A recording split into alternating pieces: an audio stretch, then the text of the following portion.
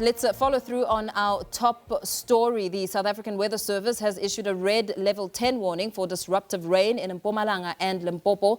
The Weather Service says heavy rainfall is expected to persist today and tomorrow over the eastern parts of Limpopo and Mpumalanga.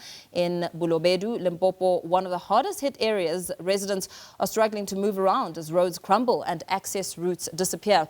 Authorities are assessing the situation and planning intervention as communities wait for relief. Earlier I spoke to SABC News reporter Katlego Nyoni on the story. The level 10 red warning from the South African Weather Service. We've also just received information from the spokesperson of the Mopani district, Mr. Odas Ngobeni, talking to us about a 4-year-old who has died.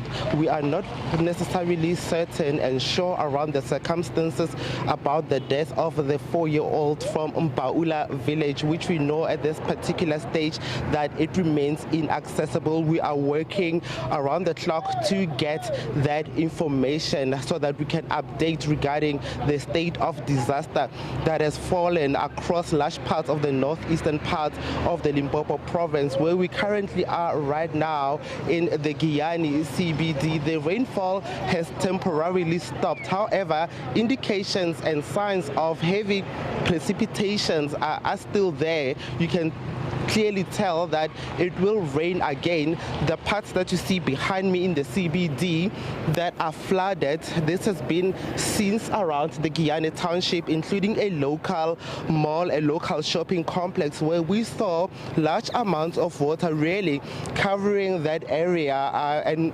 leaving some businesses unable to operate. So these are the scenes that we are largely seeing around Giyani. Earlier on, we're reporting from the Bolobedu area, where we saw villages that have not had access to other parts of the Bolobedu area, and this is largely due to bridges and infrastructure that were washed away at the Molototsi River. So we are certainly going to be monitoring the scene here in Giyani. Earlier on, we were monitoring at Bolobedu, and we will try to see and figure out a plan on how to provide coverage for Mbaula, which is one of the most hardest hit areas currently.